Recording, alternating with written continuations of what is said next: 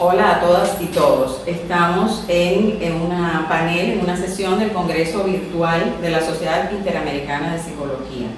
Lo hacemos con otra modalidad de innovación porque desde Cuba no podemos entrar a la plataforma que tiene el Congreso y hacerlo directamente, pero seguramente vamos a tener oportunidad de compartir hoy la presentación de nuestras ponencias y posteriormente los intercambios que agradecemos a aquellas personas que nos comenten, pregunten sobre nuestro tema. El panel de hoy está titulado Familia y Migraciones Internacionales, contribuciones desde un enfoque sociopsicológico para afrontar la pandemia de la COVID-19. ¿Qué ha sucedido? Hemos vivido a nivel mundial una emergencia sanitaria por un virus cuya enfermedad es conocida como la COVID-19. Nosotros en Cuba hemos desarrollado un trabajo que ha contribuido a la orientación psicológica a distancia para las personas que así lo necesitaban, desde la comprensión de la familia como sujeto del proceso migratorio, es decir, las personas que están viviendo en el país de origen con vínculos con familiares emigrados, aquellos que están varados en otros países o de tránsito por viajes temporales y aquellos que viven en otros países y tienen vínculos familiares con Cuba. Así, desde esta experiencia, generamos la motivación para participar en este panel. Generamos la idea de compartir nuestros resultados, que algunos ya han sido publicados en revistas y que sobre todo queremos compartir con nuestra región porque hemos vivido momentos muy estresantes, de muchas angustias, y el rol de la psicología tiene una expresión particular en esta forma de innovación de orientación psicológica a distancia. Bueno, sin más voy a presentarles a las panelistas que me acompañan, que estamos viendo acá. Seguimos nosotros utilizando los medios de protección, como la mascarilla, y bueno, nos las vamos a ir quitando en aras de poder transmitirles cada una de nosotras en el momento de la disertación aquello que deseemos, y probablemente vamos a acompañarnos, porque estamos a 1 metro pero un poco cerquita, con nuestra mascarilla durante el resto del tiempo. Así los invitamos a ustedes a que lo hagan en sus vidas cotidianas. Bueno, sin más, acá a mi izquierda está Claudia Cancio Bello Ayes, que va a disertar sobre autocuidado en las esferas de la vida cotidiana. Luego, a mi derecha, Atravesando el túnel de la vida cotidiana es el título de la disertación de la doctora Marisela Pereira Pérez.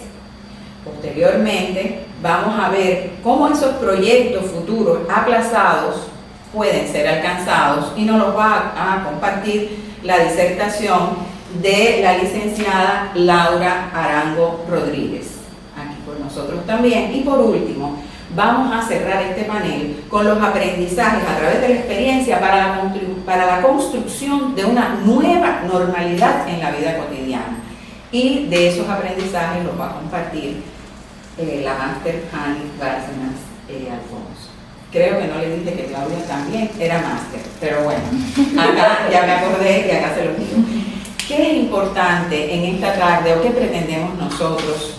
Es compartir con ustedes la experiencia que hemos vivido, una experiencia intensa desde el punto de vista profesional y con una gratificación de aprendizajes nuestros y aprendizajes de los usuarios del servicio de orientación psicológica a distancia, Psicogrupos WhatsApp. Bueno, ahora le paso la palabra a la máster Claudia Cancio Bello Ayes, que va a disertar sobre el autocuidado en las esferas de la vida cotidiana. Por favor, Claudia, ¿tú podrías comentarnos qué es la experiencia cubana de Psicogrupos WhatsApp? Sí. Bueno, tomando las medidas para el uso de las mascarillas, voy a retirármela para poder hablar mejor.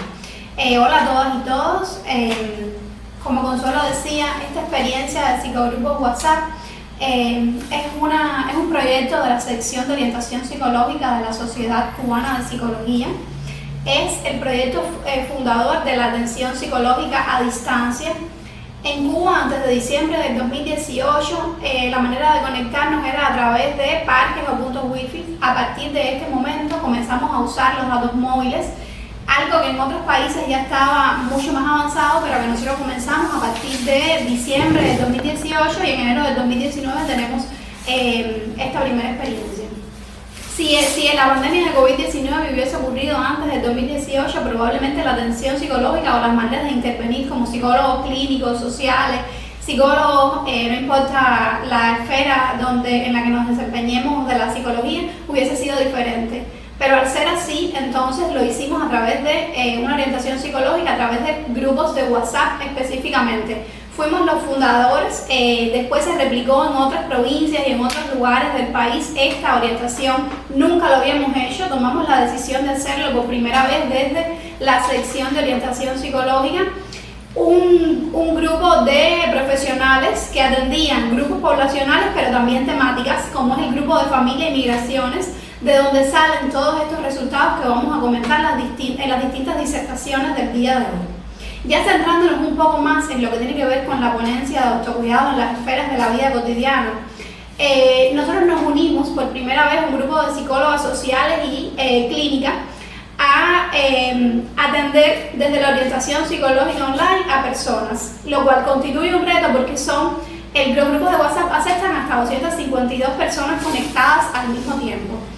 El grupo de familia y migraciones se caracteriza por una estabilidad de 110 miembros que pueden estar conectados y que se conectan desde 25 países diferentes. Tenemos dentro del grupo una representación muy interesante y una amplia gama de edades, de países, que de alguna forma estas personas se convierten en replicadores de la experiencia. Tomamos los postulados o las principales teorías de lo que tiene que ver con el autocuidado, tomando a clásicos del autocuidado como la enfermera americana Dorothea Elizabeth Oren o Nola Bender con el concepto de autocuidado y desde la vida cotidiana, y esto es algo novedoso de esta disertación, pero de esta experiencia también. Unimos la teoría del autocuidado, que en estos momentos siempre ha sido, digamos, esencial, pero en estos momentos donde los sistemas de salud podían colapsar, no solo por la pandemia de la COVID-19, sino porque junto a la pandemia de la COVID-19 se mantenían todas las enfermedades, se mantenía la diabetes, las enfermedades crónicas no transmisibles, pero también las enfermedades crónicas. Para no colapsar entonces los sistemas sanitarios de salud, como ocurrió en otros países, que no es el caso de Cuba, como ocurrió en otros países, que no es el caso de Cuba, pues entonces comenzamos a pensar cómo promover el autocuidado en estos grupos de WhatsApp. Ahora indispensables, ¿por qué? Bueno, por el uso de la mascarilla, de los geles desinfectantes o antibacteriales, de lo que tiene que ver también con el cuidado de otras enfermedades o las enfermedades que las personas portaban, que está unido también al concepto de percepción de riesgo. Entonces tomamos este concepto de autocuidado y lo pensamos desde un eje personal que es imprescindible, pero también pensado en las distintas esferas de la vida cotidiana. Pensando el autocuidado como aquella capacidad que tiene la persona de autocuidarse o la agencia del propio autocuidado, si es sano, bueno, pues ahora entonces, si es una persona totalmente sana, ahora debía entonces extremar las medidas para no contagiarse de la COVID-19, y si tenía algún otro tipo de enfermedad, entonces también aumentar la percepción del riesgo de estas personas y cuidarse para otras enfermedades. Y en la vida cotidiana, pensando con distintas categorías, como el tiempo, el espacio y el ritmo de las personas, uniendo distintas cosas, desde el espacio geográfico, el tiempo real y el tiempo psicológico, y las distintas maneras donde se unen estas dos, y pensado en distintas esferas de las personas donde se desempeñan, que podían variar, que varían de independencia del contexto donde estamos, y que en estos momentos en Cuba había variado, porque algunas personas estaban en su casa ya en teletrabajo o en otra modalidad de trabajo a distancia, y entonces la esfera laboral tomaba un nuevo matiz que podía impactar diferente, por ejemplo, a mujeres y a hombres, que las mujeres un poco más sobrecargadas por el tema del cuidado de las demás personas, y entonces comenzamos a trabajar esto con una metodología cualitativa de investigación. Trabajamos con 110 personas que se conectaban desde distintos países, ya lo había comentado. En cada sesión aproximadamente, esto variaba desde el inicio hasta el medio y hasta el final, pero en general en todas las 45 sesiones de trabajo grupal que tuvimos hasta julio, que en estos momentos continúan y que ya vamos por el número 49, iniciamos, muy interesante porque iniciamos todos los días de la semana, de lunes a viernes. Luego fuimos pensando cómo pasa en la vida real.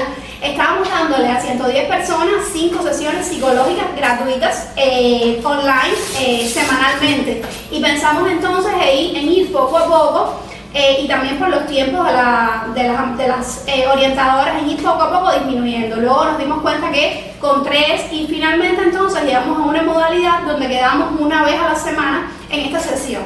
Promovíamos todo el tiempo, y justo por lo importante de este concepto y por lo novedoso, cuestiones como autocuidado, potenciar los recursos y las estrategias de cada persona y de cada miembro del grupo, que pusieran todos sus recursos de afrontamiento, todos sus recursos psicológicos en función de promover factores resilientes, factores protectores que lo hicieran de alguna forma funcionar mejor dentro de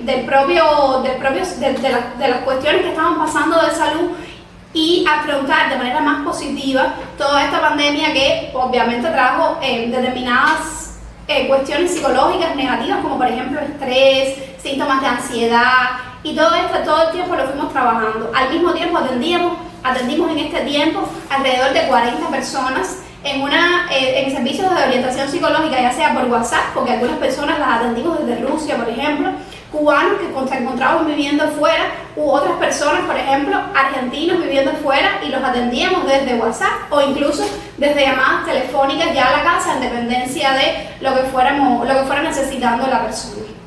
Los resultados se trabajaron al menos en 5 sesiones a profundidad todo el tema del autocuidado desde lo teórico, todo el tema del autocuidado desde lo que tiene que ver con cuestiones prácticas y acciones de transformación concretas que tenían que llevar las personas.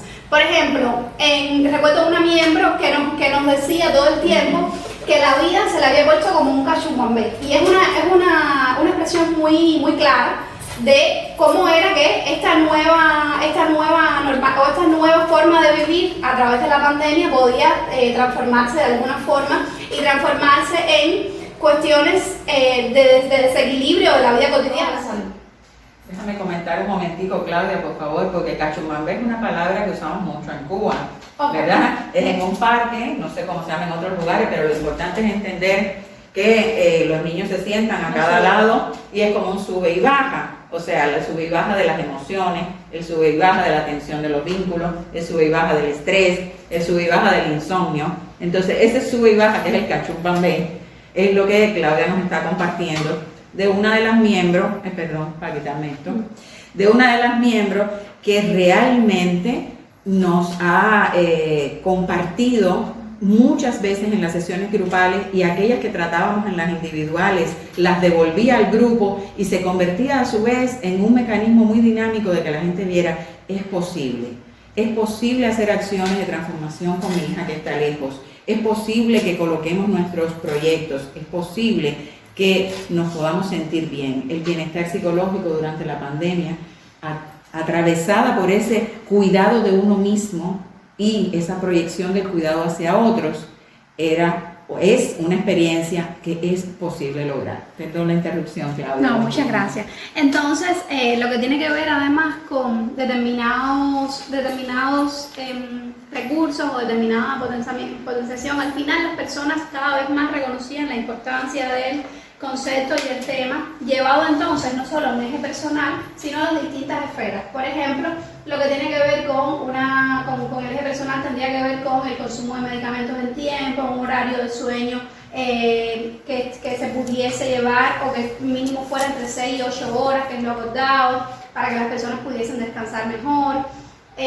Lo que tiene que ver con la no sobrealimentación o el consumo excesivo de comidas, alejar lo más que podamos el deseo constante de comer, o otras cosas que podrían tener que ver con la esfera de tiempo libre, como por ejemplo la sobreinformación o la sobreexposición a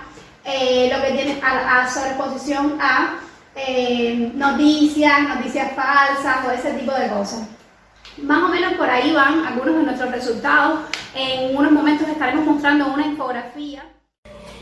En la infografía podemos ver podemos ver el eje personal del que ya habíamos hablado antes, y también podemos ver distintas esferas que hemos construido no pueden ser otras en distintos países o en otros lugares, pero aquí estamos hablando, por ejemplo, de la esfera familia, donde ahora estamos más tiempo en casa, compartiendo, conviviendo, por tanto se pueden realizar distintas estrategias, o proponíamos realizar distintas estrategias para compartir el tiempo libre, realizar juegos, conversar en familia, estar juntos y aprovechar este tiempo estando juntos, intentando prevenir, alejar los conflictos que podrían crear la convivencia, porque vamos a estar todos juntos dentro de la casa de alguna forma. Y otra cuestión interesante dentro de la familia es que tiene que ver también con las migraciones, que muchas personas a veces están lejos porque no podíamos movernos, porque no había transporte intermunicipal, por tanto no podíamos movernos de un lado a otro, y que se conecta con lo que Consuelo nos comentaba o hablaba hace un tiempo, que de la distancia física no necesariamente tenía que ser distancia afectiva, y que podíamos usar otros recursos como el teléfono, como el internet, o como hablarnos, compartirnos cosas de alguna manera para sentirnos más cerca, incluso estando lejos realmente. Y esto es interesante porque estábamos sintiendo o sentimos durante meses lo mismo que sienten las familias cuando están fuera. Y es que estamos lejos, por tanto no nos podemos ver. Eso pasaba entre madres, hijos, y es un sentimiento de que incluso yo me puedo mover cuando se restablezcan el transporte y te puedo ver, pero es como tenerte lejos de alguna forma. Entonces, en la esfera trabajo-estudio, que también los hemos comentado, se mantenía todo lo que tiene que ver con el teletrabajo y estos aprendizajes del teletrabajo, que son nuevos acá en este contexto, mantener a aquellas personas que necesitaban mantener su trabajo de alguna manera, mantener aquellas medidas de protección que de alguna forma se conectan con el eje personal. Y en la esfera tiempo libre ya lo he comentado un poco, y ustedes pueden tener la oportunidad de ver la infografía o de realizar la infografía. El aprovechamiento del tiempo libre y no pensar que por estar en casa todo el tiempo que tenemos es libre, sino podemos dedicarle tiempo a otras cosas. Y finalmente la esfera de actividad sociopolítica, que es interesante como en otros lugares de Latinoamérica o del mundo las personas a veces salían en marchas o protestaban o hablaban o criticaban de alguna forma la manera que el sistema sanitario lo estaba llevando en sus países, sin criticar la forma que lo han hecho otros países, porque no es el objetivo pensar que en Cuba tenía un matiz diferente, un matiz donde las personas querían estar informados, comenzaban a ver más el noticiero.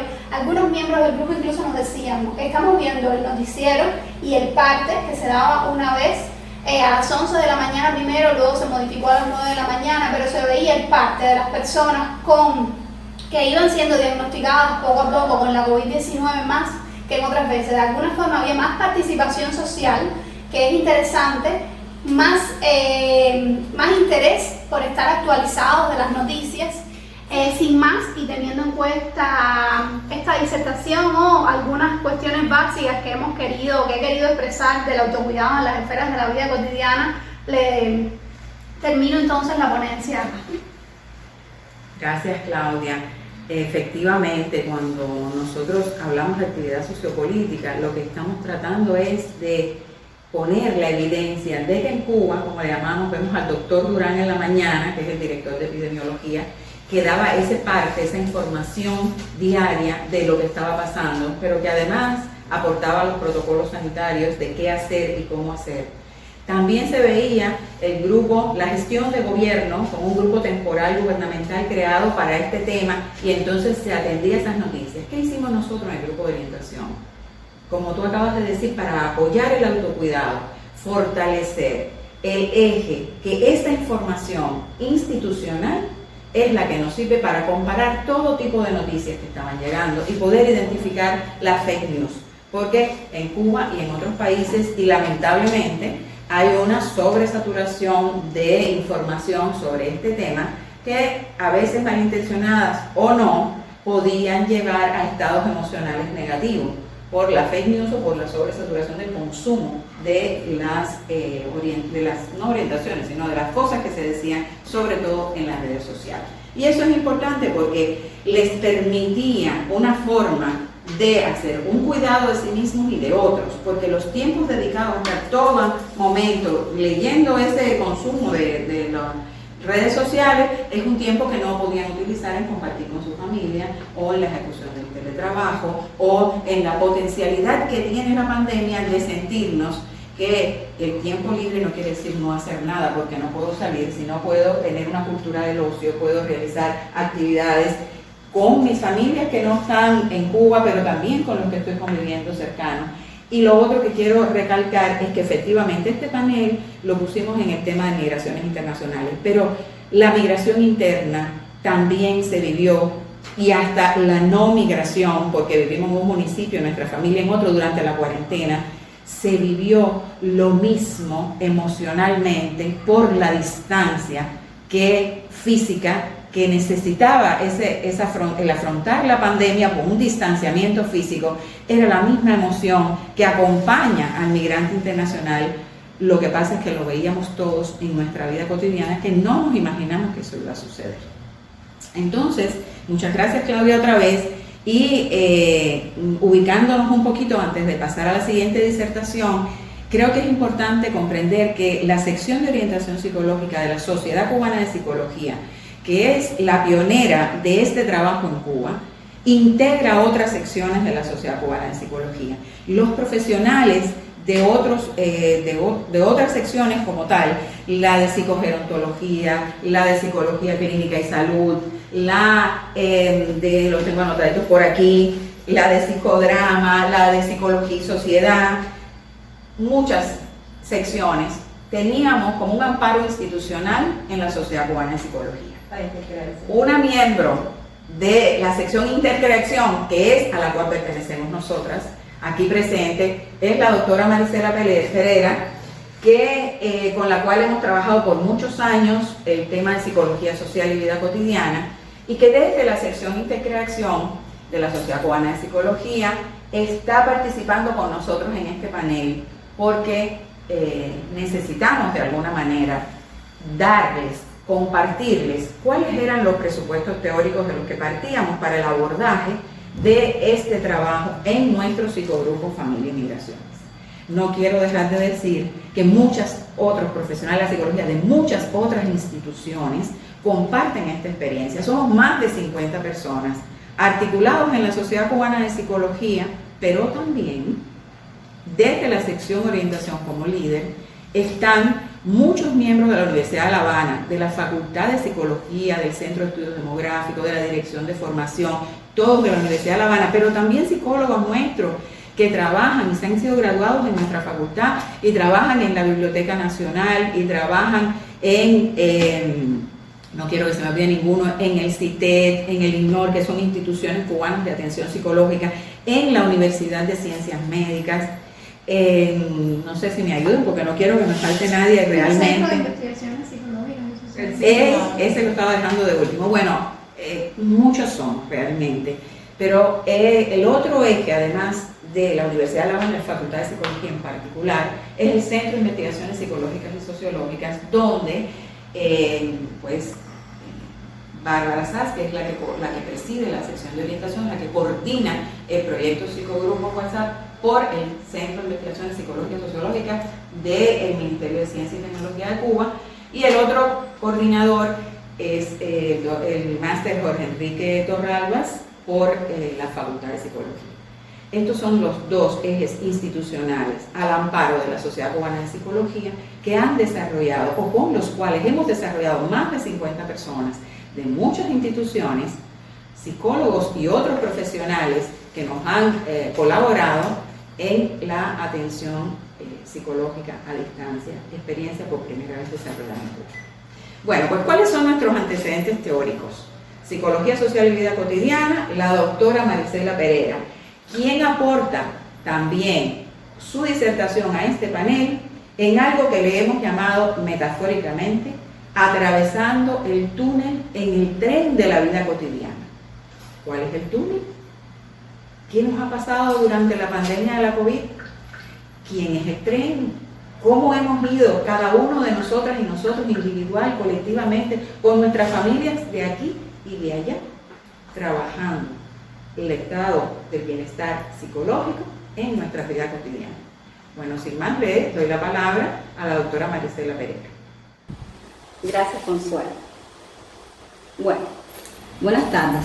Tal como presentaba la profesora Consuelo, mi presentación va un poco dirigida a compartir en el panel los presupuestos teóricos desde la psicología social y vida cotidiana que han servido, digamos, como que trasfondo, como plataforma para realizar esta experiencia, lo cual verdaderamente constituye algo inédito de hacer este tipo de trabajo tomando estos referentes de psicología social y vida cotidiana, que es la asignatura que de algún modo todas hemos estado vinculados y compartimos con Sólido desde hace unos cuantos años en la Facultad de Psicología. Efectivamente, muchos años. Efectivamente, la ponencia tiene un título metafórico y al cual volveré, pero antes de esto quería referirme a dos cuestiones ya más teóricas y esenciales para poder seguir avanzando en la presentación. Primero quería compartirles el concepto de vida cotidiana, el concepto que manejamos como constructo teórico para el análisis de la cotidianidad y que nos habla de la expresión inmediata en un tiempo, ritmo y espacios concretos del conjunto de actividades y relaciones que, mediadas por la subjetividad, regulan la vida de la persona en un contexto, una formación socioeconómico, sociohistórica determinada, en un contexto concreto, y que esta manera de entender la cotidianidad ha permitido, bueno, pues digamos que ver la diversidad de situaciones de vida, de personas, de grupos, de instituciones, que de algún modo han sido afectadas por esta situación de la pandemia. Bueno, volvamos entonces o retomo la metáfora de la vida cotidiana, el túnel y el tren de la vida. La vida cotidiana, digamos que transcurre como un largo tren que tiene muchos vagones y que una vez que empieza con el nacimiento de una persona, no se detiene, hace algunos saltos en el camino cuando ocurren contingencias que desajustan de manera inesperada ese largo viaje que es la vida misma, ¿no?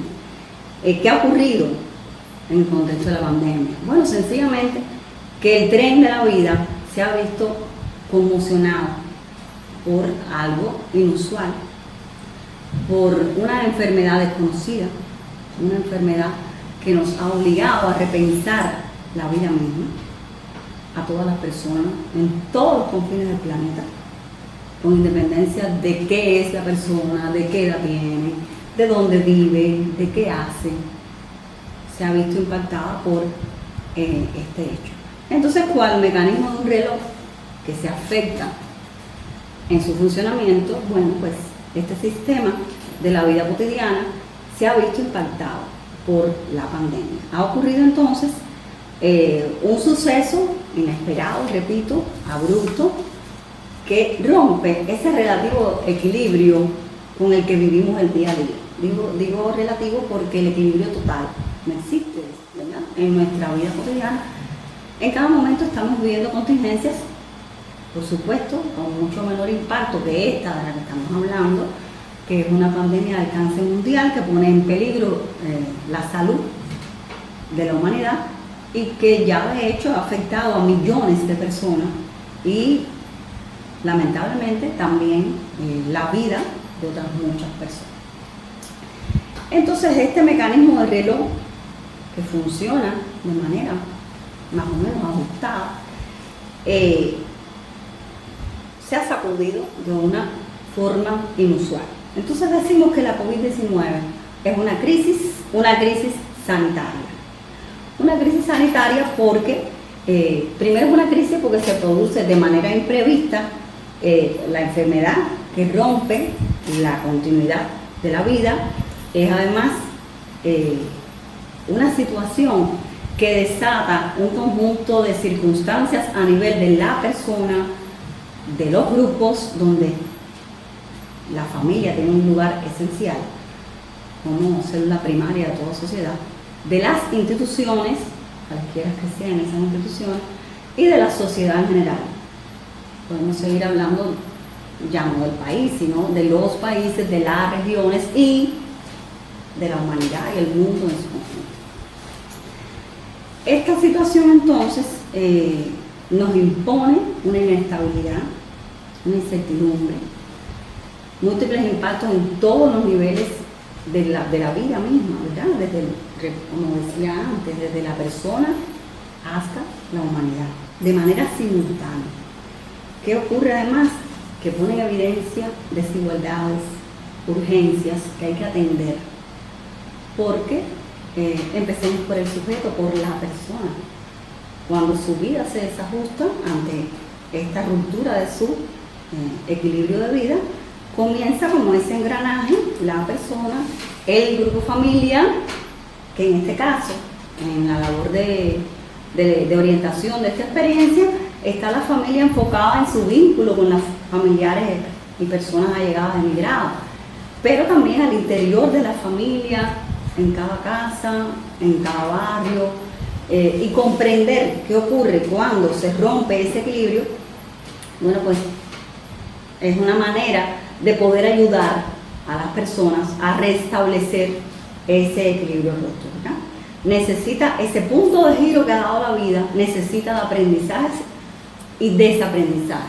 Es decir, hay que desaprender cosas que hacíamos, hábitos, normas, comportamientos, y aprender otros nuevos. Y dice Pichon Rivière, uno de los referentes de esta propuesta, que aprender duele. Volvemos a las metáforas, ¿verdad? Duele porque nos tenemos que desprender de conocimientos, de apropiaciones que nos dan seguridad en la vida para asumir otros que, aunque pueden ser mejores, nos generan inseguridad, nos generan incertidumbres. Imagínense en este contexto en el que tantas cosas tenemos que asumir, ¿verdad?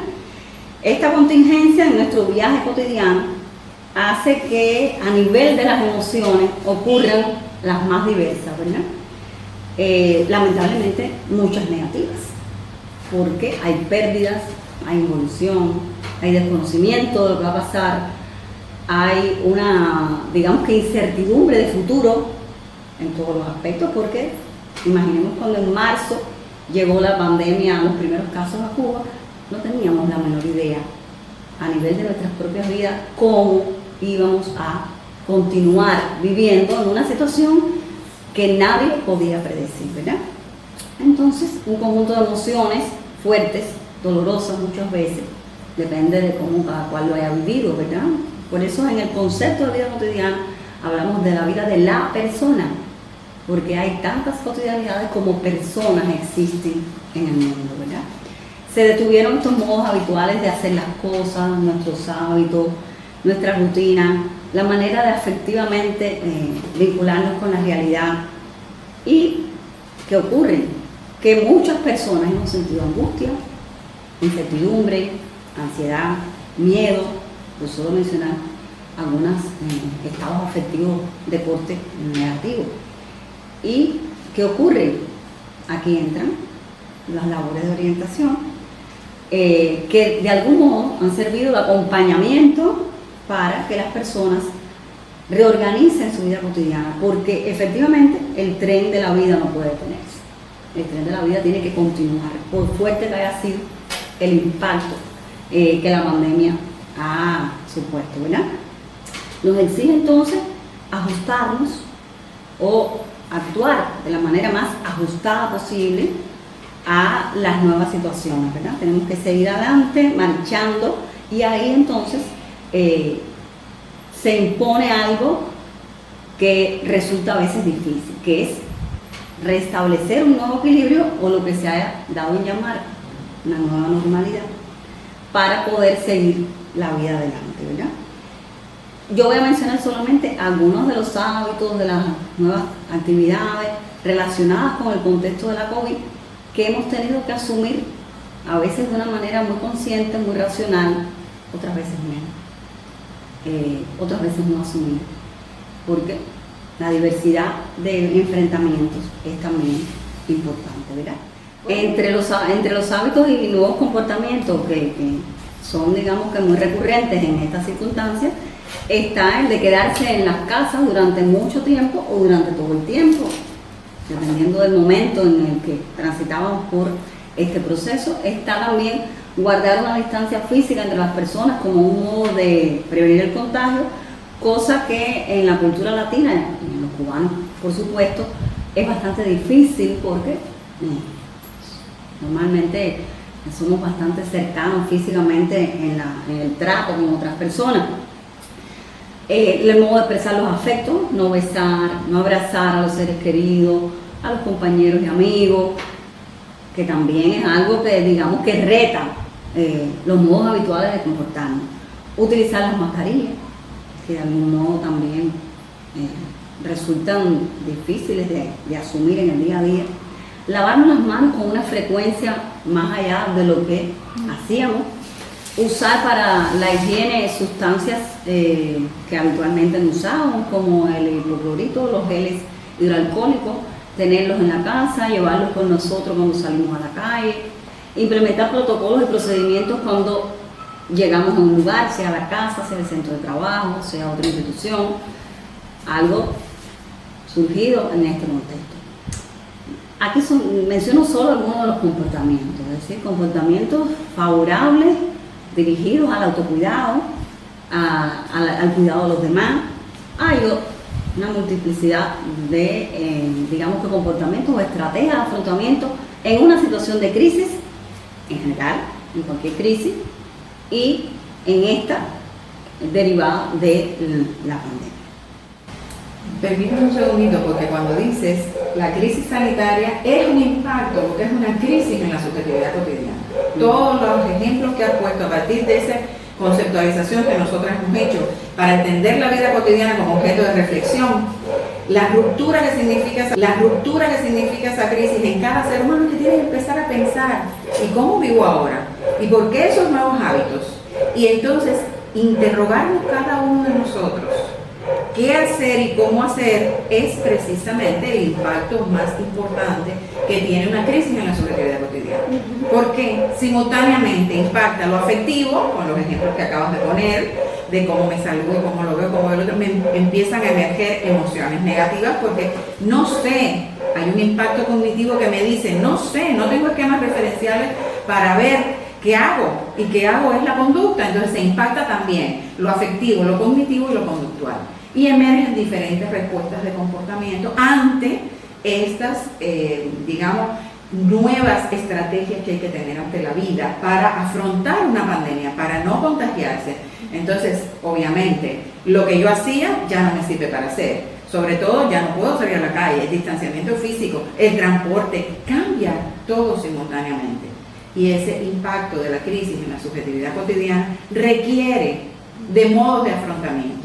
¿Cuáles serían entonces, desde el punto de vista teórico, cómo nosotros trabajamos los modos de afrontamiento a esas crisis, o a esta en particular donde se aplica esa teoría, que impacta la subjetividad cotidiana? Entonces, ahora, ¿cuáles serían unos modos de afrontamiento de esta situación? Bueno, a ver, vamos a retomar el tema de la crisis para llegar a los comportamientos, ¿verdad? En toda crisis ocurre una doble ruptura entre las necesidades de la persona y los satisfactores disponibles para esas necesidades. Es decir, yo tengo un conjunto de necesidades como ser social y de pronto la manera habitual de satisfacerlo no está. Bien, esa es una lista de la ruptura que supone la crisis. Y una ruptura entre el modo de representarme la realidad y lo que está aconteciendo. Es decir, yo me represento una realidad con unas maneras X de responder ante ella, de vivir el día a día, pero tengo una representación preconcebida, armada en mi vida cotidiana, y se me presenta una realidad que no se corresponde con mis representaciones previas. Por lo tanto, ahí está esa doble ruptura que hace que las personas reaccionemos de una manera particular a esa situación, ¿verdad? Como es imposible, digamos que, describir la diversidad de comportamientos, la teoría de psicología social y vida cotidiana propone prototipos de comportamiento, patrones de comportamiento, estrategias de enfrentamiento, como le queramos llamar, ¿verdad?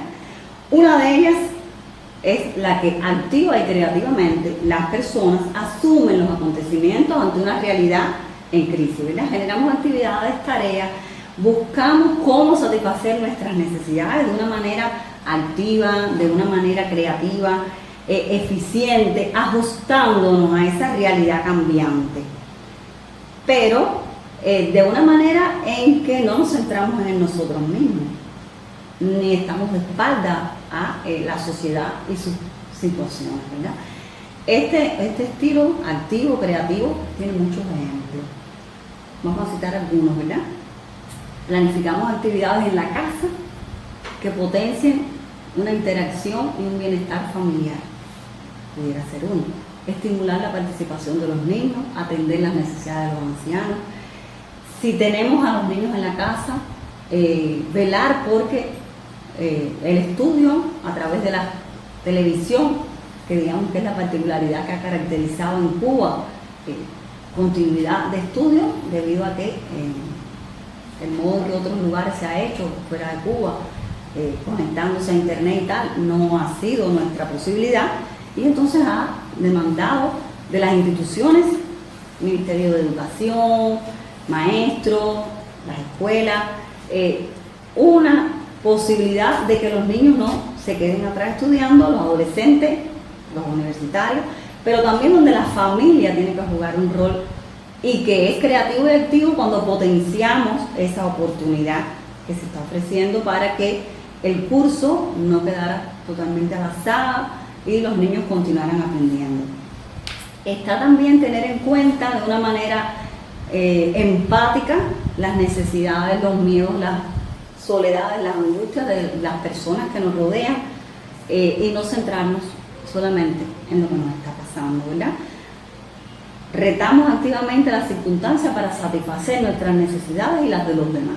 Digamos que es un prototipo de enfrentamiento activo, creativo, que articula mis necesidades con las de los que me rodean de una manera más cercana y con la sociedad en general, ¿verdad? Asumimos comportamientos que no reten la disciplina, que no desconozcan las normas instituidas para la protección de las personas, ¿verdad? Y estos comportamientos por lo general dejan en las personas un balance placentero, sentimientos y vivencias positivas, refuerzan que la estamos haciendo bien porque nos devuelven algo gratificante y digamos que debían de ser lo que más ocurre. Lamentablemente existen otros comportamientos que no son tan, digamos que beneficiosos para la persona y el contexto. Comportamientos pasivos. Las personas que se paralizan ante las mismas circunstancias, que emocionalmente se impactan con lo que ocurre y deciden dejar que otros resuelvan lo que están haciendo. Mirar desde lejos y solamente a veces criticar desmedidamente lo que otros están haciendo con la mejor de las intenciones, lo que sucede, sin aportar a mover el tren, sin aportar a que el tren reanude la marcha. Y otros comportamientos también de una valía no tan positiva, francamente negativa, son aquellos comportamientos que transgreden las normas instituidas para enfrentar la pandemia, para favorecer una convivencia donde se tenga la salud como valor esencial. Y este es otro de los hechos que ocurren en este tipo de comportamientos. Al parecer las personas no tienen la salud como un valor prioritario en su vida y subestiman las medidas que intentan protegernos, ¿verdad?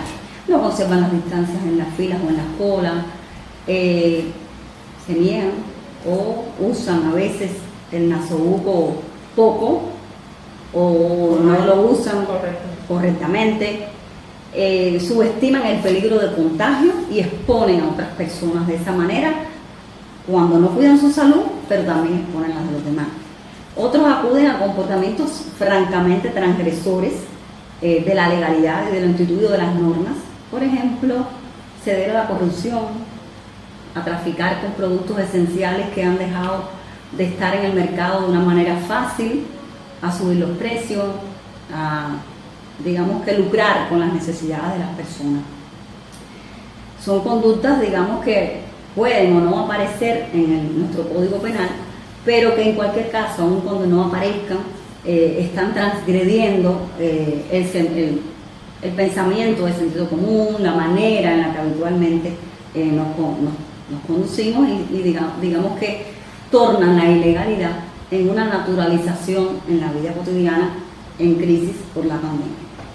Y también están los comportamientos llamados evasivos, que son aquellas personas que acuden al sentirse emocionalmente desbordadas, acuden a, digamos que con el consumo de psicofármacos, a veces desmedidamente, y por autoprescripción, porque alguien, una vecina, una amiga, una familia, le aconseja, no, estás ansioso, no duermes, tienes insomnio, bueno, pues, a tomar psicofármacos de una manera desmedida a veces, ¿verdad? Con las consecuencias que tienen en el momento y en la continuidad de hacerse dependiente.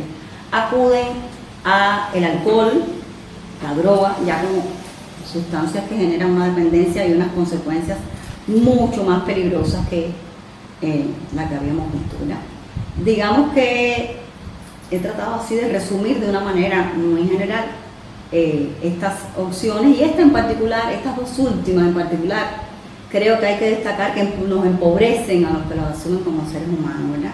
Nos dañan físicamente cuando nos hacemos dependientes de sustancias nocivas, y además empobrecen moralmente a la persona que intenta resolver a cualquier costo con la máxima de vale todo para instalar o lograr la satisfacción de mis necesidades. Entonces, de algún modo, la labor de orientación busca revertir cualquiera de estos comportamientos en su arista negativa, o fortalecer los positivos que favorecen el ajuste, que favorecen el llevar esta situación del mejor modo y lograr que este tren de la vida pase por ese túnel que son estos largos meses de pandemia, reanude su marcha, vuelva a esa normalidad que tenemos que estar claro que nunca, o por lo menos en un futuro impredecible, va a ser idéntica a lo que hemos vivido, pero tratar de llevarla del mejor modo, y la labor de orientación en estos grupos, bueno, pues ayuda a que las personas la enfrenten del mejor modo y fortalece comportamientos que propenden a ese ajuste necesario. Gracias y hasta aquí. Bueno, gracias Maricela. Es muy importante que podamos compartir los referentes teóricos. ¿Por qué? Porque efectivamente en esa síntesis de las posibles estrategias de afrontamiento individuales, que a veces transgreden y llegan a lo colectivo o son autodestructivas, es donde nos permite comprender todo el abanico posible de las consecuencias emocionales negativas que trae atravesar el túnel de la vida. O sea, vamos en nuestro tren y estamos atravesando un periodo, una etapa. Efectivamente, es una crisis temporal. ¿Cuánto va a durar? No sabemos, pero lo que sí sabemos es que nunca va a ser idéntica, porque nunca el día de ayer es igual al de hoy.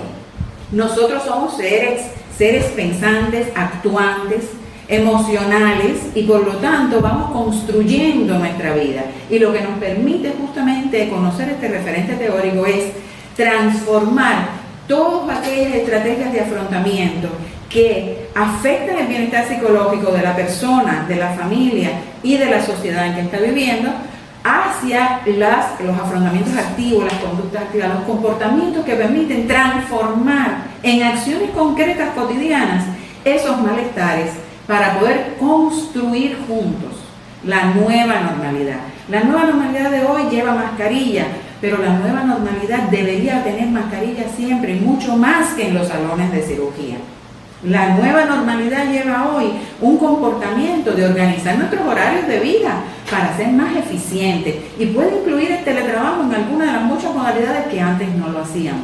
Quizás se mantenga para esa otra nueva normalidad post pandemia. En este momento estamos conviviendo con un virus que estamos conociendo y que estamos tratando de lograr una vacuna. Mientras tanto, desde el punto de vista de la orientación psicológica, desde el punto de vista de la familia y las migraciones internacionales, nosotros estamos compartiendo esta experiencia de construcción compartida, cooperada, colectiva, para lograr las estrategias de afrontamiento activas en los seres humanos a favor de su bienestar psicológico. ¿Qué es de las cosas más afectadas? Desde esa sensación de parálisis o desde esa sensación de ya no puedo hacer mis planes. Yo tenía estos proyectos, esto era lo que yo iba a hacer en el 2020.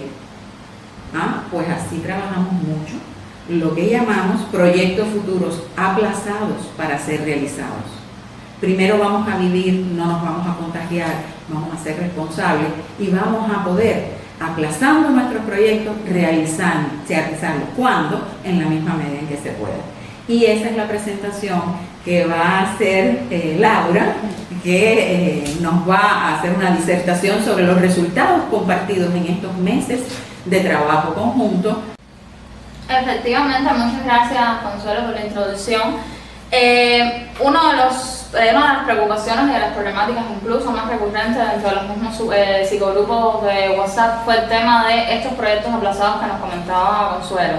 Y incluso lo podemos ver en las mismas redes sociales con un tema un poco jocoso de memes que actualmente ha sido una herramienta muy utilizada para aliviar un poco las tensiones, de que es un año donde no vamos a contar los cumpleaños, o que tiene un logo incluso específico que da o rinde como que un homenaje a todo lo que ha sucedido en este año. Y eran muy recurrentes una serie de planes que veían tronchados. Aquí estamos hablando, por ejemplo, los jóvenes que estaban preocupados con el ingreso a la educación superior, que de repente se enfrentan a un escenario que no sabían cómo iba a suceder, viajes profesionales, viajes de disfrute quizás planificados para vacaciones que también se ven postergados, las reuniones familiares, los vínculos, la posibilidad, la no posibilidad en realidad de no reunirnos, de no disfrutar con el otro, a lo mejor fechas importantes como aniversarios, cumpleaños, alguna defensa de doctorados, maestrías que también se vieron aplazados. Todo esto fue generando entonces incertidumbres a los diferentes públicos a los que teníamos, no solamente incluso en los psicogrupos de WhatsApp, también teníamos en la página oficial de la facultad personas que nos comentaban acerca de qué va a suceder y de ansiedades que generaban y cómo entonces poder conectarnos a estos psicogrupos para poder tener acceso a herramientas que nos ayudaran a disminuir un poco estas emociones negativas. En función de esto entonces, nos resultó interesante poder darle a esas personas una mirada diferente al tema de los proyectos aplazados y que tengan en cuenta que son proyectos que van a ser aplazados, pero como les comentaban, van a ser realizados en algún tiempo mediano, largo, etc. Invitábamos un poco a las personas a mirarse y a mirar sus proyectos en términos de es decir, no es que los proyectos hayan sido tronchados, sino que lo importante es estar sanos en el aquí y el ahora, evitar los contagios para entonces después, en un periodo posterior, poder alcanzar esos proyectos con el éxito deseado y con todos los planes que tenemos en mente. En función de esto, lograr pensarnos evidentemente supone un esfuerzo psicológico, de ahí que también se trabajara en acompañamiento de la orientación. Y realizamos una serie de recomendaciones que, repito, no son un ABC, pero sí son consejos que pueden ayudar a que la persona transforme estos estados negativos, estos sentimientos negativos, de alguna manera en unos sentimientos un poco más positivos que los ayuden a ganar el bienestar emocional. Uno de los primeros que trabajamos con las personas es confiar la capacidad de ser resilientes. ¿A qué llamamos esto? Los momentos de crisis no solamente se pueden vivir desde la angustia, podemos identificar, podemos desarrollar recursos que quizás teníamos pero que no potenciamos porque nuestra realidad, nuestra cotidianidad no lo estaba demandando, o recursos que quizás no sabíamos que teníamos pero somos capaces de irlos realizando, irlos construyendo para poder alcanzar el éxito en determinada tarea, dígase teletrabajo o lo que sea. Por ejemplo, aquí reforzábamos el hecho de que en nuestro país el tema del teletrabajo era desconocido prácticamente porque no se realizaba, era más el tema del correo y bueno, la interacción cara a cara. Pero el teletrabajo se vivió como un estímulo necesario incluso para alfabetizarnos desde las nuevas tecnologías. Por ejemplo, el uso de los WhatsApp para mantenernos conectados, coordinar acciones posteriores, coordinar los mismos psicogrupos de WhatsApp, para crearnos, incluso esto fue muy interesante porque la imagen institucional, la imagen personal en nuestros perfiles de Facebook, en perfiles de Instagram se fue como que perfeccionando, se empezaba a llegar a los demás usuarios de una manera novedosa para nosotros, eran nuevas maneras de hacer, nuevas maneras de contactar. También hablábamos de, como decíamos en ponencias anteriores, el distanciamiento físico. El distanciamiento físico no fue un distanciamiento afectivo. Aquí hablamos de familias que estaban distanciadas, o familias ya sea distanciadas por el municipio o porque estaban en otro país, cualquiera de los casos. La creatividad podemos decir que aumentó porque la manera de celebrar cambió. Aquí teníamos personas que se conectaban vía WhatsApp para hacer videollamadas y compartir un poco el cumpleaños, cantar felicidades. No sé si Claudia me pudiera apoyar aquí de un ejemplo que teníamos de una señora que quería celebrar su cumpleaños, se sentía angustiada por esto y hicieron toda una serie de cambios, de reestructuraciones para poder, no sé si me puedes Así es, comentar. claro, teníamos entonces una de las miembros del grupo quería celebrar y la manera de hacerlo era bailando la Macarena con todos los miembros de su familia, estando donde estuvieran, o sea, era un video grupal donde iban a bailar todos juntos la Macarena y fue bien interesante porque al final es una manera de estar bien cerca estando lejos. O por ejemplo, esta misma persona también comenzó clases de catalán. Su sobrino vivía en España, en Barcelona, y estaba aprendiendo catalán y ella podía hablar español con él por supuesto, pero no podía comunicarse mediante catalán y empezó a aprender frases y nos los compartió en el grupo. Otras personas también comenzaron a continuar, tú lo comentabas ahorita, por ejemplo, proyectos de emprendimiento. Algunos comenzaron por primera vez a hacer cosas. Yo recuerdo una de las personas decía que esta pandemia había sido muy buena para que sus hijos que no trabajaban cooperaran económicamente con ellas y comenzaron entonces los dos hijos negocios de emprendimiento nuevos que nunca habían hecho y que nunca habían cooperado económicamente con esta familia y comenzaron a hacerlo.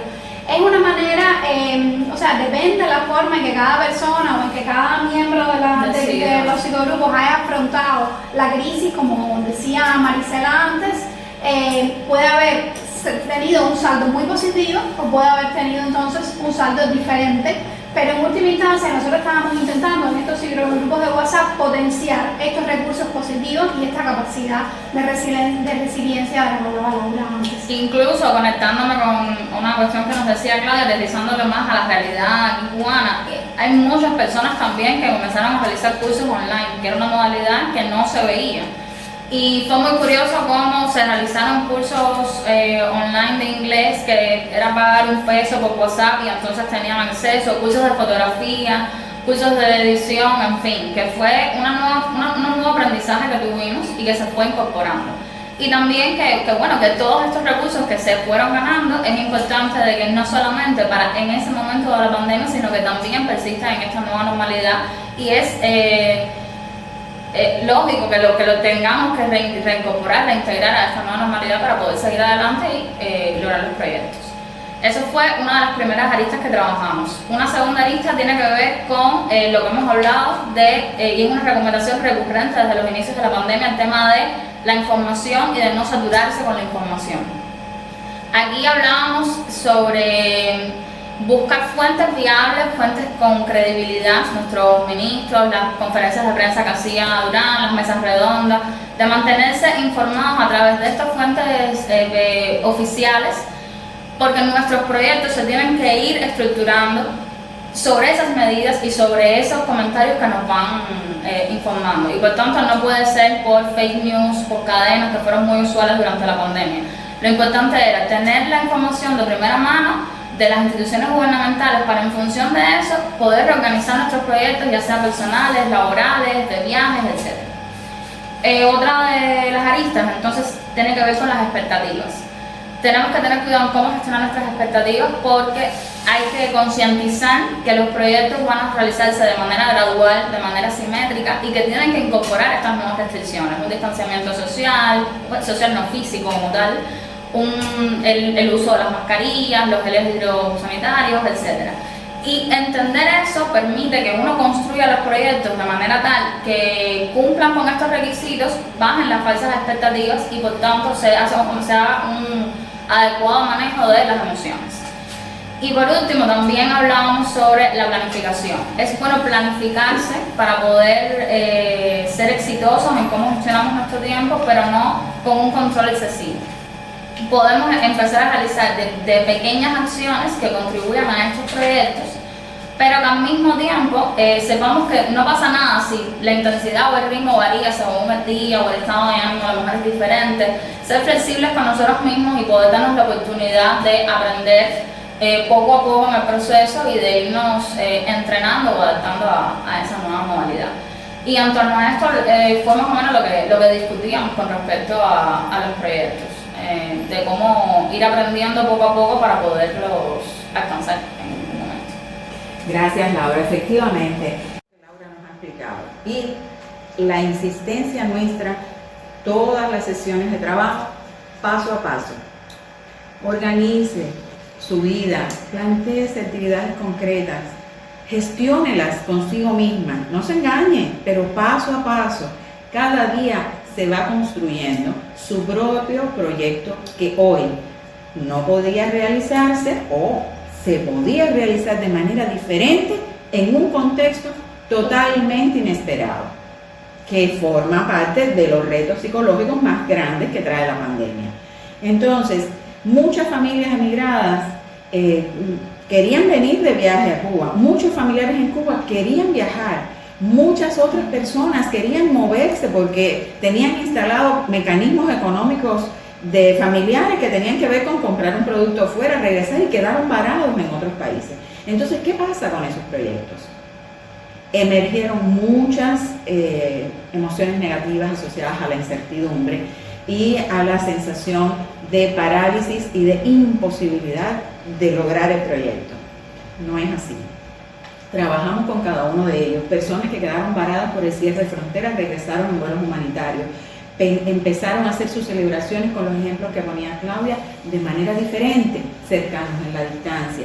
La distancia se acrecienta, como decía el que estaba en Rusia, si hay más kilómetros ahora con Cuba. Sin embargo, su madre en Cuba fue la que le dijo: te invito a que estés en este grupo, y trabajó con nosotros y se dio cuenta de que cuando terminara sus estudios, porque era un cubano estudiando allí, iba a poder regresar. ¿Cuándo? Confianza, cuando sea posible para la salud, cuando sea posible para mantenernos vivos y realizar cada una de esas acciones. Y ese proyecto efectivamente puede que se aplace más o menos tiempo, pero lo puedo reorganizar, lo puedo lograr. Que la importancia está justamente en el reforzamiento de aquellas potencialidades de cada uno de nosotros y en los vínculos con las familias que nos permiten volvernos a encontrar, concluir cosas que teníamos empezadas, generar las cosas nuevas que queríamos haber hecho y darnos cuenta de que este año 2020 no es un año que no queremos tener, es un año lleno de aprendizajes. Hay mucha confianza en el sistema de salud cubano, hay muchas familias que nos decían: yo quería ir a ver a mi hija o a alguien que está en un país, pero allí hay mucho contagio, creo que este fin de año va a venir a verme aquí. Eso es un proyecto aplazado que puede ser realizado en la transformación de sí mismo. Entonces, muchos son los aprendizajes. Y en esos aprendizajes tenemos, además, una disertación que nos va a hacer Hani Bárcenas, aquí presente, que es la última de nuestro panel, que son los aprendizajes a través de la experiencia para la construcción de esta nueva normalidad en la vida cotidiana. Quiero decirles ahora algo. De las 5 ponentes, y porque Hani es la que cierra, hemos estado activas en el psicogrupo Familia y Migraciones, dando orientación psicológica, Claudia, Hani y yo. Hemos trabajado desde los referentes teóricos elaborados que ha disertado hoy aquí Marisela, y hemos podido entender, comprender el tema de los proyectos, de la manera en que de forma resiliente podíamos trabajarlo en el grupo, pero además con el conocimiento de las tecnologías, de hacer las infografías, y ese también es el aporte de Laura. Por lo tanto, entre nosotras, lo que estamos compartiendo con ustedes es así, a su vez, una experiencia de aprendizaje profesional nuestro, con nuestras diferentes edades, con nuestras diferentes experiencias, y un modo creativo, real, de haber compartido esta experiencia que para nosotros fue un gran reto. Ahora paso la palabra, por favor, Hani, para que nos comentes esos aprendizajes a través de la experiencia, qué significan, y al mismo tiempo nos compartas los aprendizajes del grupo en la construcción colectiva de la nueva normalidad. Muchas gracias, Consuelo. Efectivamente, esta ponencia que les presento a continuación engloba el trabajo de mucho de lo que han compartido ya mis colegas, porque bueno, hemos trabajado juntos en equipo durante este tiempo. el tema de los aprendizajes a través de la experiencia fue un tema que levantó un poco de resistencias en el grupo al inicio, porque efectivamente si estamos pensando, percibiendo que nada ha pasado en este tiempo, que quiero que esta situación termine ya, que pase y que llegue el momento de la vacuna, que todo se acabe, ¿cómo vamos a hablar entonces de aprendizaje? Si lo que predominan son la ansiedad, el estrés por la situación que estamos viviendo. Pero efectivamente, o sea, había aprendizajes en las propias reflexiones que los miembros hacían en cada uno de los temas que habíamos tratado, y de esos hilos comenzamos a hablar para entrar en este tema de los aprendizajes durante esta etapa. El aprendizaje a través de la experiencia, pudiéramos decir que es la forma más primitiva y auténtica de aprendizaje, y es la forma en la que todos aprendemos en la vida cotidiana. Pero por eso mismo muchas veces no se reconoce y no se identifica como un proceso de aprendizaje. Bueno, cargado de nuestras matrices tradicionales de aprendizaje, donde solamente identificamos que existe un proceso de aprendizaje cuando aprendemos en el aula, cuando alguien más nos enseña un conocimiento que recibimos. Entonces muchas veces no se identifica. Y evidentemente tiene que pasar, para que sea realmente un aprendizaje, por un proceso de reflexión y de cuestionamiento, esa experiencia. La experiencia en sí no nos da esa apropiación, pero luego la reflexión que hacemos de la experiencia, ahí es donde realmente ocurre el verdadero aprendizaje y donde somos nosotros los protagonistas de este propio proceso. Y tenemos ese sentido de titularidad de lo que vivimos. Es como que ver para creer, aquí nosotros diríamos y adaptaríamos el dicho a vivir para aprender. Entonces, en este sentido, uno de los principales aprendizajes vividos en el grupo tiene que ver con la percepción del tiempo y la organización del tiempo. Las personas, o sea, pensaban, como hemos compartido, que este tiempo no ha servido de nada, este tiempo ha sido en vano, y no reconocían, y luego lo hacen, la oportunidad de este momento para discernir y para darme cuenta y dejar de vivir en la urgencia temporal que vivimos acríticamente casi siempre en nuestra vida cotidiana anterior al tema de la COVID. Reconocer qué es lo que es realmente importante, qué actividades, en qué quiero emplear mi tiempo, que me propicie disfrute y placer, y no solamente estar en la urgencia temporal del día a día. En este sentido también cómo nos organizamos nuestros tiempos en casa, aunque estemos todo el tiempo en casa, podemos hacer muchísimas actividades, diversificar esas actividades que hacemos.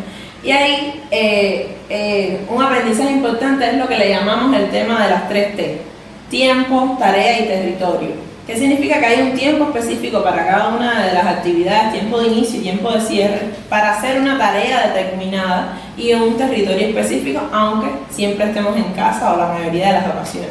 Por ejemplo, si la tarea de este momento es que en este momento del día yo quiero comunicarme con mis familiares emigrados, bueno, evidentemente hay un tiempo para esto, para comunicarnos, y el territorio sería el móvil, las redes sociales, para hacer esta actividad. Pero por el contrario, si queremos, no sé, dedicarle tiempo a los menores de casa, ayudarlos en sus deberes o jugar con ellos, que sé que no me dicen toda la verdad de lo que se está viviendo. Por ejemplo, una señora que estuvo en un centro de aislamiento por ser contacto de un caso confirmado de la COVID, y decía, pero no, yo no se lo dije nunca a mi madre, nunca se lo dije a mi hijo y a mi nieto que están fuera del país porque los voy a preocupar, porque qué van a hacer con eso. Entonces esa claridad en los vínculos y en la comunicación es un aprendizaje también a mantener y a potenciar, porque evidentemente eso habla también de otro aprendizaje, que es atender a los conflictos, y cómo los conflictos ahora acrecentados con la situación de la convivencia de todo el tiempo juntos en casa, son también una oportunidad para mejorar los vínculos familiares ahora un poco más saludables,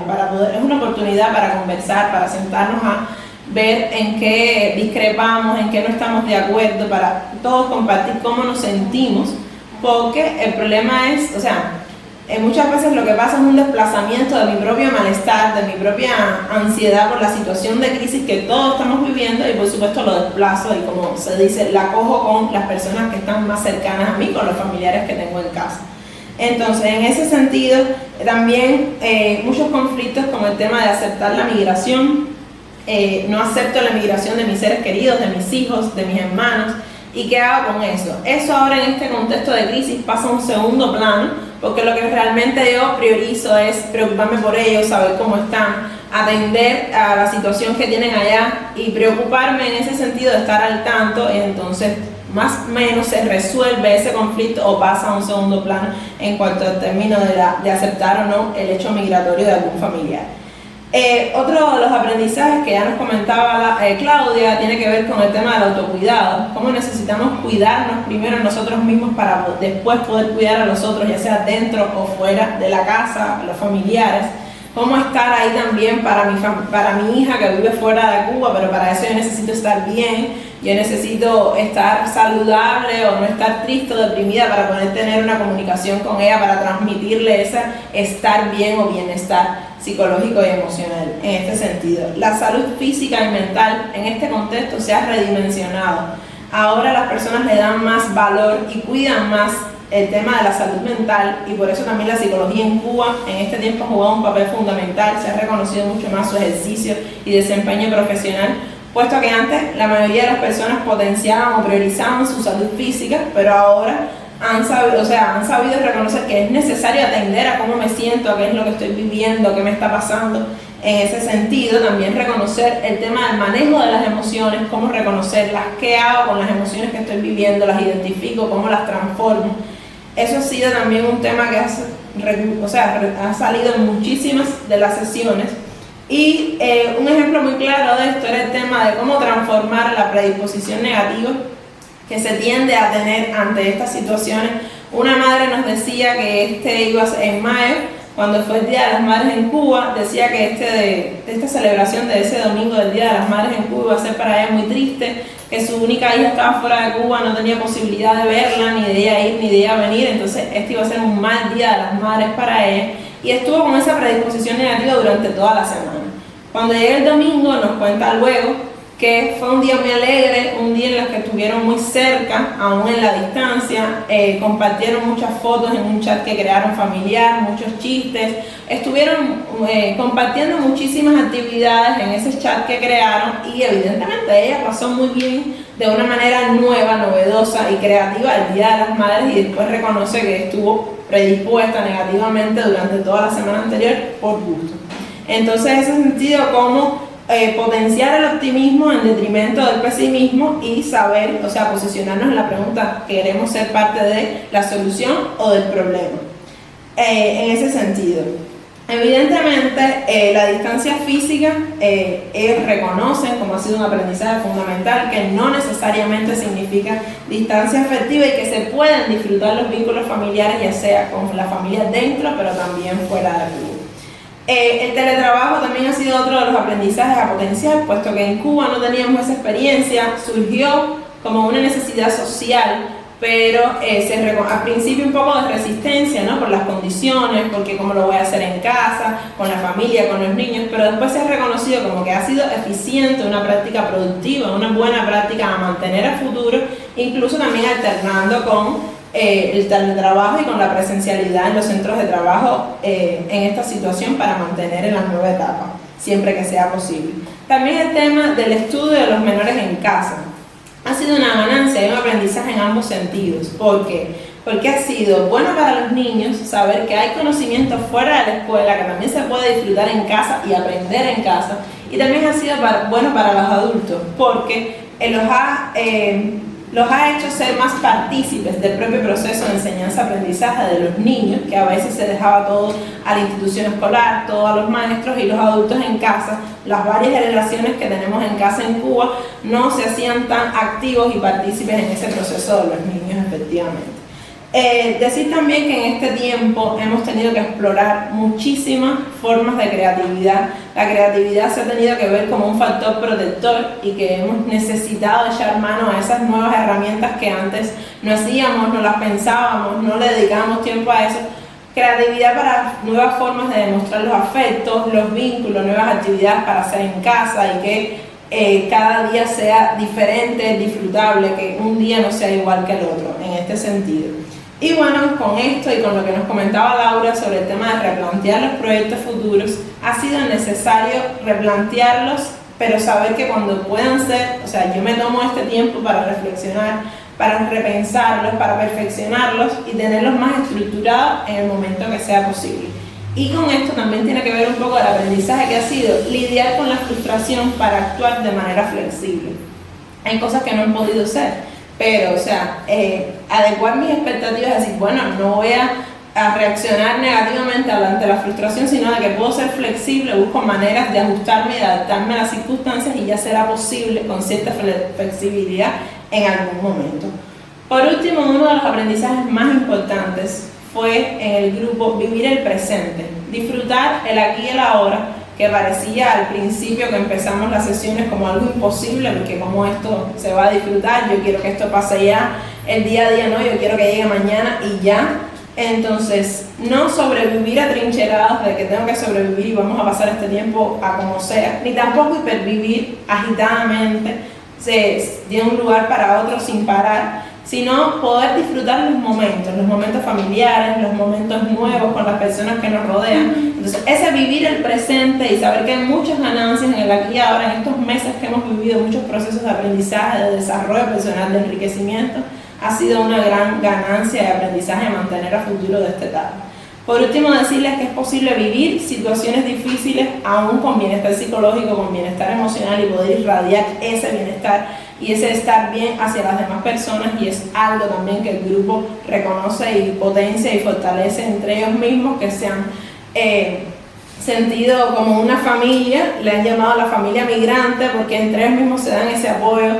Cuando alguno de los miembros, reconoce que hoy no me siento tan bien, hoy no tengo un buen día, las mismas personas se ayudan, se dan apoyo y echan mano a los propios recursos que nosotros hemos dado en sesiones anteriores, que hemos compartido, y el grupo se ve fortalecido con todos los miembros y también, bueno, con la ayuda de las coordinadoras. Estos aprendizajes, Ani, los has comentado en términos personales, familiares, grupales, pero también hemos identificado un conjunto de aprendizajes institucionales. ¿Quisieras comentarnos alguno, por favor? Bueno, sí. Hay muchos aprendizajes, no solo para las personas y las familias, sino también para las instituciones. En este sentido, les quisiera comentar solo aquellos más importantes y los que tienen que ver con el tema de familia y migraciones. Y podríamos decir, por ejemplo, la búsqueda de alternativas público-privadas para la satisfacción de las necesidades de toda la población. En este momento ha sido una estrategia importantísima. De esa misma manera, los medios de comunicación han jugado un papel fundamental como agentes de transformación, y ahora más en este nuevo contexto. Además, las nuevas formas ahora disponibles a través de los medios digitales, sobre todo las nuevas formas de comunicación con el gobierno y la retroalimentación hacia la ciudadanía, eso es algo importante que ojalá llegue para quedarse, que cada vez se potencie más en ese ejercicio. También el papel fortalecido de nuestras instituciones y de la legalidad, el ejercicio de la autoridad en cada uno de los roles institucionales que desempeñamos, son cosas que yo creo que ojalá sirvan para cada vez más transformar nuestras instituciones con beneficios de esta etapa que queden a futuro. Especialmente los que tienen que ver con las familias y las migraciones, identificamos, por ejemplo, que es un buen aprendizaje que comienza un poco, pero que debería como que fortalecerse más, el tema de un turismo inclusivo, un turismo que tenga en cuenta las necesidades de las familias migrantes, que los incluya, el tema de satisfacer y atender las necesidades de las familias migrantes, lo mismo en Cuba que fuera de Cuba, ellos agradecen mucho la existencia de este grupo temático dirigido a las familias, las migraciones, porque a veces sienten que no es un tema priorizado, no es un tema atendido por las instituciones y el gobierno de nuestro país. En este sentido, igual potenciar cada vez más la circularidad migratoria, porque satisface necesidades personales, pero también necesidades institucionales, a la economía del país, incluso para la solidaridad internacional. Entonces yo creo que hay mucho que aprender también a nivel personal, a nivel familiar, pero también a nivel institucional y de país, de toda esta etapa, para mantener y perfeccionar a futuro, porque hay cosas que en este momento llegaron por las circunstancias, por la crisis, pero por suerte y necesitamos que lleguen para quedarse, para perfeccionarse en ese sentido, y cada vez más las familias atravesadas por el proceso migratorio puedan seguir una vida y satisfacer sus necesidades más ajustadas a la realidad y sentirse más atendidas y reconocidas en la sociedad cubana. Gracias, Ani. Bueno, así es, estamos ya terminando nuestro panel porque todas las disertaciones han sido presentadas y simplemente me gustaría acotar dónde estamos ahora. Pues ahora estamos, como dijo una de las miembros del grupo, viendo que la tormenta se aleja. ¿Qué quiere decir que la tormenta se aleja? Pues que se acerca una, entre comillas, nueva normalidad. O sea, estamos viviendo dentro de la construcción de un proceso en el cual se mantiene la incertidumbre, se mantienen algunos temores, pero sobre todo los aprendizajes de qué hacer y cómo hacer. Cómo podemos no pretender una vida sin conflictos, sino haber aprendido a manejarlos y a saber que en nosotros está la fortaleza de tener unos vínculos saludables con las familias dentro y fuera del país, de incorporarnos a nuestros trabajos con diferentes formas, de sentir la oportunidad que significa haber pensado en nuestras propias vidas cotidianas y saber que desde esta aportación que queremos hacer a la comunidad de psicólogos latinoamericanos, es una experiencia replicable. Nosotros hemos publicado algunos artículos que tienen que ver con estas presentaciones. Tenemos un conjunto de infografía que estamos compartiendo hoy. Los enlaces de esos artículos también los vamos a compartir, porque sobre todo ha sido una experiencia enriquecedora para nosotros como profesionales de la psicología y también para saber que con independencia de los grandes conflictos que acarrean todas las migraciones, de que el contexto cubano, donde el país receptor de nuestra mayor migración históricamente ha sido Estados Unidos y tiene una beligerancia y una hostilidad que trasciende todos los límites, llegando a las personas y a las familias, con independencia de su intencionalidad política, están en contra de la Revolución Cubana, pero están afectando la vida y el contacto entre las familias. Si bien no sé ni cuándo, ni cómo, ni dónde nos vamos a reunir, sí estamos viviendo en un momento y en una oportunidad de saber que nos vamos a reunir, de saber que vamos a afrontar este periodo de la pandemia que no sabemos cuánto nos va a poder durar, pero que indiscutiblemente vamos a haber tenido la oportunidad, todos, nosotras desde la profesión y los usuarios como miembros de nuestro psicogrupo de Familia y Migraciones, hemos tenido y tendremos la oportunidad de seguir adelante, de vivir el proceso, de estar paso a paso y de estar convencidos de que es muy importante el bienestar psicológico y la salud entre nuestros vínculos familiares para que el progreso y la paz sean posibles en nuestros países. Esta es la experiencia de Cuba y creemos que también es una experiencia compartida con nuestra Latinoamérica. Gracias a la Sociedad Interamericana de Psicología por aceptar este panel y a todos los que hemos estado aquí y sobre todo a todos los usuarios de este servicio que nos dieron la oportunidad de aprender cada día más. Gracias a todos y todas.